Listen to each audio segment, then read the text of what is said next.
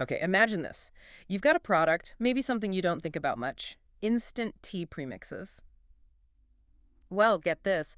Globally, it was already worth over, what, $1 billion just a couple of years back? That's right. And it's projected to almost triple. We're talking nearly $3 billion by 2033. So clearly something's happening there. Something big is brewing, you could say. Huh, yeah. So today we're doing a deep dive, really getting into the numbers behind that growth. We're using just one source for this, a detailed report from Cognitive Market Research. And our whole mission here is just to slice through that data, region by region, country by country, pull out the key figures, understand the real story the numbers are telling us about this, well, surprisingly big market. Exactly. Straight to the source material, the hard data. Let's see the shape of this market, where the energy really is. It's a fascinating look at how an everyday sort of product performs globally. Right. So let's start big picture. Global view. The report puts the market at roughly $1.3 billion, maybe a bit more, back in 2021. Projected to climb up to about $1.7 billion in 2025. And then that big jump we mentioned, soaring past $2.8 billion by 2033. And what's really interesting, I think, is the pace. That global compound annual growth rate, the CAGR, it's pegged at 6.7%. Well, it's a pretty solid, sustained growth rate. And it's expected to hold for over a decade, which points to a really healthy, expanding worldwide market. Okay, 6.7% global. Let's unpack that. Let's zoom in region by region, follow the data. First stop, North America. Right. The market there. Close to $463.5 million in 2021, on track to hit nearly $548 million by 2025, and then projected over $877 million by 2033. Okay, so North America's overall CGR comes out to 6.064%. You can hear that's a little lower than the global average we just mentioned. Yeah, just a bit. But still, really solid growth within the region itself. And inside North America, no surprise, the U.S. is the big player. Market was over $324 million in 2021, projected over $607 million by 2033. Its CGR is just under 6%, 5.968%. Right. But here's a little nuance. Look at Canada and Mexico. They're smaller markets, obviously, in absolute dollars. Yeah. But their projected growth rates, a little bit faster in percentage terms. Canada's CAGR is 6.321%. Oh, interesting. And Mexico's is 6.197%. So, it suggests maybe adoption or expansion is like accelerating a bit quicker there compared to the more established U.S. market, which is already so dominant. Okay, interesting point. Let's cross the Atlantic. Europe. What are the numbers telling us there? Okay, Europe. Overall market was about $330.5 million in 2021. Forecast to grow to over $642 million by 2033. So still significant growth, but what's the rate? The overall CAGR for Europe is 5.62%. Ah, okay. Lower. Yeah, lower than the global average and lower than North America's rate. Yeah. Might suggest, a more mature market or maybe just different consumer habits over there. Makes sense. The report breaks down quite a few European countries. Even with that slower overall rate, we're still seeing decent market sizes. The UK, for instance. Almost $67 million in 2021, heading towards over $125 million by 2033. Germany was over $60 million, aiming for $124 million. Right. And if you look at the growth rates within Europe, most countries listed are kind of clustered around that mid-5% CAGR. But Germany does pop out a little. Its CAGR is 6.037%. Oh. A bit higher than the UK's 5.353% or, say, France's 5.443%. Kind of makes you wonder, what specific factors might be nudging Germany's growth just slightly faster than its neighbors. Yeah, good question. And even the sort of collective rest of Europe category shows growth, though it's the slowest listed in that section, around 5.07%. Still growing. Okay. Now, this is where the report says things get really interesting. Asia Pacific. Ah, yes. APAC. This region was already nearing $400 million back in 2021. And look at this projection. It's set to just leap past $1 billion by 2033. It's a huge jump. The CAGR reflects that. Asia Pacific shows up, a remarkably robust 7.897% CAGR. That's way higher than the global average, way faster than North America or Europe. This region is clearly projected to be a major, major engine for the global market's growth in the coming decade. And within APAC, some of these country numbers are just explosive, potentially. China already huge. Over $107 million in 2021, projected to near $300 million by 2033. That's an 8.328% CAGR.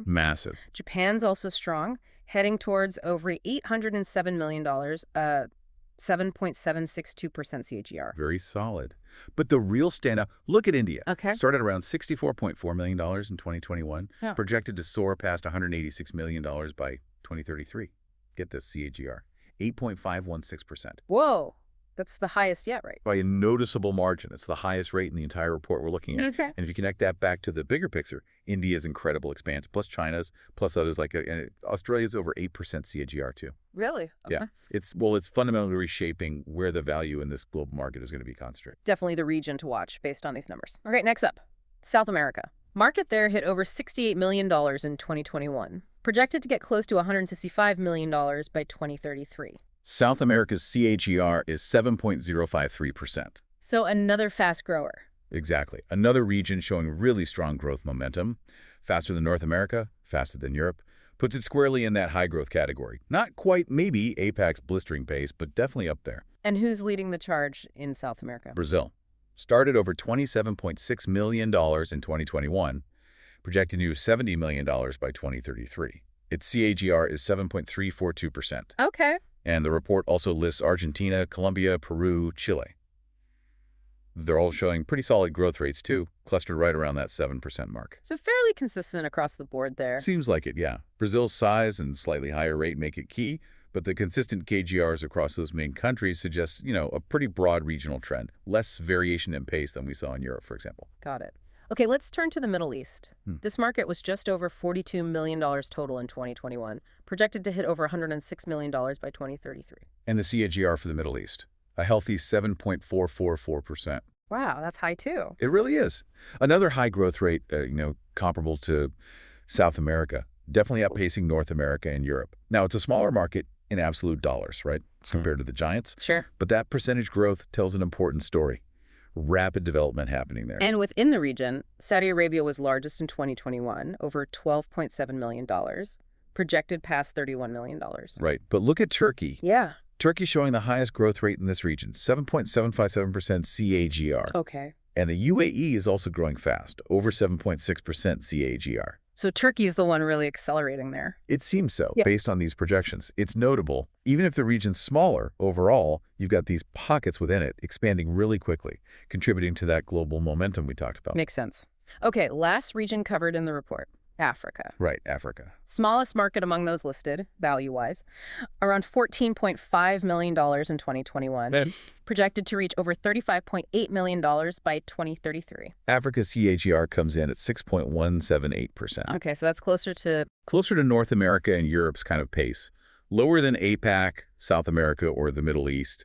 It's, a smaller piece of the global pie right now, but that steady growth projection is still significant. The report specifically pulls out Nigeria and South Africa. Nigeria, over $4.3 million in 21, projected over $10.8 million by 33. CAGR, 6.147%. Okay. South Africa was larger, over $7.2 million, heading towards over $18 million. Its CAGR is slightly higher, 6.231%. Mm-hmm. And the rest of Africa segment listed also shows growth, right around 6.08%. So, again, pretty consistent within the region. Yeah, the growth rates seem quite consistent across the listed parts of Africa, mirroring that overall regional average.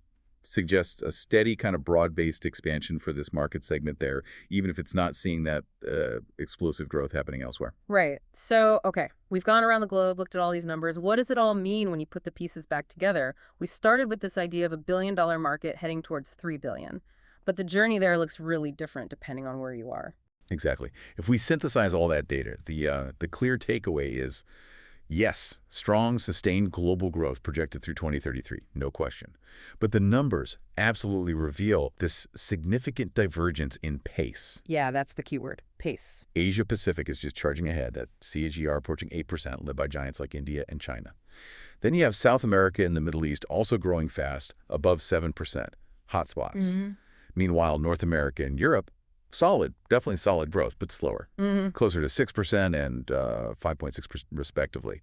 And Africa growing steadily around 6.1%. So the picture is expansion everywhere, yes, Yeah. but with these really distinct areas of like rapid acceleration. Right. We really used the report's numbers here to just uncover that different momentum in different parts of the world for this specific product. So to quickly recap for you listening, this deep dive using the cognitive market research source shows this instant tea premix market isn't just growing. That's too simple. It's growing at really different speeds globally, with Asia Pacific really standing out as the leader in projected growth rate.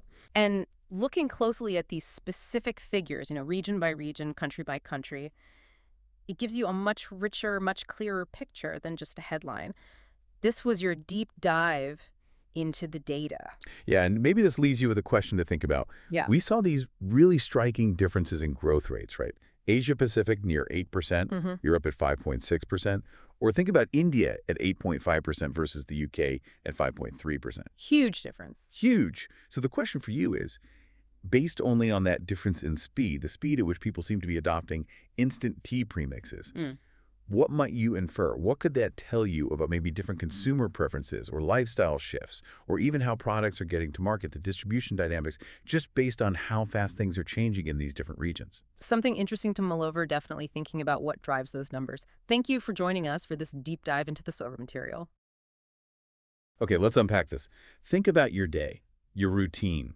For so many of us, right, there's that moment for a cup of tea. It's like this simple ritual, maybe a moment of calm. But life's demanding. Things get busy. Yeah. How do you keep that ritual when time's just, well, tight? And the answer, it seems, for more and more people, and this really jumps out from the sources we're looking at today, it boils down to convenience. Just pure, unadulterated speed in a mug. Exactly.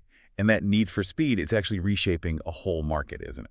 So today, we're diving deep into the Instant Tea Premix Market. We're drawing insights, specifically from the material you shared, the research findings from cognitive market research, and also that commentary we saw in Brewed Insights. Yeah, and what the sources really make clear is this market isn't just ticking along quietly. It's changing fast. There are these powerful forces pushing and pulling it. It's facing some pretty big challenges and honestly showing some fascinating signs of transformation. Right, so our mission here in this deep dive into your material is to really pull apart what's driving all this change. We want to understand the hurdles, what's holding it back, and maybe highlight some of the surprising trends shaping its future, including, some external factors you might not even think would touch your cup of tea. We're doing this deep dive specifically for you, trying to give you the clearest possible picture of what's going on. And as you start digging into the material, one of the first things that stands out, a major driver, is exactly what you just mentioned, that core need for convenience. Oh, absolutely. When you look at the sources, especially how they talk about, say, urban populations, working professionals, the appeal is just obvious, isn't it? You just add hot water, boom, ready-to-drink beverage, no waiting for steeping, no messing with strainers. That simplicity is huge. And it's not just at home. The research points to, significant momentum building in the B2B sector. Think offices, hotels, hospitals, places like that. For these businesses, it's not only convenient for the person drinking it, it offers consistency, which is key. A long shelf life, needs hardly any storage space, and it's incredibly efficient on labor. It just streamlines their operations. Yeah, that makes sense. And beyond just the speed factor, another really powerful engine the sources highlight is the sheer explosion of flavors. This isn't, your grandma's basic instant tea anymore, is it? No, not at all. And what's fascinating is the innovation that's happening. The material shows brands moving way past just the traditional masala or ginger. Now we're seeing things like cardamom, lemongrass, lemon, even like fruity blends popping up. This whole push for diversification, it really seems aimed squarely at grabbing new consumers, doesn't it? Especially younger people who want variety, something different. But, okay, it's not all smooth sailing, is it? It sounds like for every force pushing this market forward. The sources also show some pretty significant hurdles. This is where it gets really interesting, I think, looking at the tension the market's dealing with. Exactly. And maybe the most persistent one, the one that keeps coming up, is this perception issue. Lower quality, less authenticity. According to the sources, a lot of consumers just don't quite believe an instant powder can truly replicate that rich flavor, the aroma, or even the health benefits they associate with freshly brewed tea. Right. And the material adds that the ingredient lists often don't really help fight that skepticism, do they? When people see artificial additives, whiteners, preservatives maybe in some of these formulas. It just feeds that narrative. Yeah. It makes you question what you're actually drinking. Which ties right into another major restraint the sources pinpoint: sugar content. Historically, yeah, a lot of instant premixes have been pretty high in sugar, and that's a significant barrier now with so many health-conscious consumers. People worried about sugar intake, maybe for diet reasons or health conditions. It creates this real fork in the road for the market. Plus, the competition just looks incredibly crowded. It feels like they're not just fighting amongst themselves, the instant tea brand. Oh, they're absolutely not. The source material makes this crystal clear. Great. Instant tea premixes, they're competing with basically everything. Traditional tea bags, loose leaf tea, sure, but also instant coffee, single-serve coffee pods, herbal infusions, even those functional beverages. It's a huge battle for wallet share in the whole hot and cold beverage space. That really puts a cap on straightforward growth and forces them to keep evolving. Okay, so given those challenges, how is the market responding? Because despite these restraints, the material does show some fascinating transformations happening. Well, one of the biggest shifts, I think, is this strong pivot towards healthier options and functional products, too. We're seeing a really big push for low sugar, even sugar-free options, often using natural sweeteners, things like stevia, to specifically tackle that sugar barrier we mentioned. Yeah, and the sources also highlight the rise of functional premixes, blends that are infused with ingredients like ashwagandha or turmeric or fortified with vitamins. It seems like brands are trying to offer benefits beyond just taste and convenience, right? Tapping into wellness trends and maybe trying to counter that lower quality perception by adding some perceived value. Yeah, exactly. And that connects to another trend, this focus on premiumization and more natural ingredients. The material notes brands using higher quality tea extracts, maybe going for organic certification or promoting clean label formulations, free from artificial stuff. It feels like an attempt to appeal to consumers who are willing to pay a bit more for something they see as higher quality, more authentic, or just, well, better for them. And how people get these products is changing too, isn't it? Distribution seems to be evolving. Supermarkets is still key, obviously.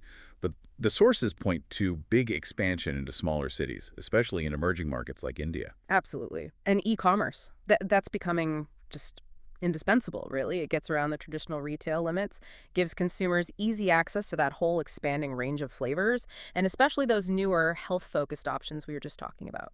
Now, there was something the commentary mentioned that felt a little outside the box, maybe, but surprisingly relevant: the impact of global trade dynamics. They specifically mentioned things like the reintroduction of certain tariffs. Right, yeah. The material used an example, I think it was tariffs on sectors like electronics, but it connected it back. It showed how these kind of ripple effects can actually impact markets that seem totally unrelated on the surface. Okay, hang on. Tariffs on electronics could affect my instant tea. Oh. How exactly does the source material explain that link? That feels unexpected. Well, it's all about how interconnected global supply chains are. Even if a tariff isn't directly on, say, tea leaves, it can impact the cost of packaging materials, maybe the efficiency and cost of global shipping, logistics, and just the overall input cost for manufacturing across different industries, food and beverage included. Yeah. If just-in-time supply chains get disrupted, maybe because of geopolitical stuff or trade disputes, businesses have to react fast, find alternative sources maybe, or just absorb higher costs. Wow, so something happening halfway across the world, a tariff on a completely different product, could eventually nudge up the price you pay for that convenient cup of instant tea, or even affect whether it's on the shelf. Precisely. It really highlights how, I guess, vulnerable and interconnected this whole global market is, which is why the source material really stresses how critical market research is. Yeah. It helps companies navigate these kinds of unpredictable external pressures. Unbelievable how it all links up. Okay, so stepping back, looking at everything we've pulled apart from the sources today, what's the core insight here? What's a main takeaway from this deep dive into the instant tea premix market? I think the main takeaway, really drawing from both the research and the commentary, is that this market isn't just growing steadily, it's fundamentally transforming. It's caught in this really dynamic tension. Yeah, it's powered by that, unstoppable force of convenience. Yeah. And definitely being driven by all this innovation in flavors and healthier formulas. But it's constantly being challenged, isn't it, by these deep-seated consumer ideas about quality, concerns over sugar, and this constant need to adapt how products actually reach people in a really crowded and changing landscape. And surprisingly, even those big external global things, like trade tariffs on completely unrelated goods, can send ripples right through those complex supply chains as another layer of pressure. Understanding this whole interplay of forces, from individual flavor preferences and health trends all the way out to global logistics, it seems absolutely crucial for anyone in this space. Just like the material suggests, research-backed strategies are essential. Right. And that kind of leaves us with a final thought to chew on, based on everything we've discussed for you today. Considering this market's rapid transformation, this ongoing battle between ultimate convenience on one side and the desire for authenticity and quality on the other, and knowing now that global events can influence the cost of even a simple product like this, how might your own personal idea of the perfect convenient cup of instant tea shift and evolve in the coming years?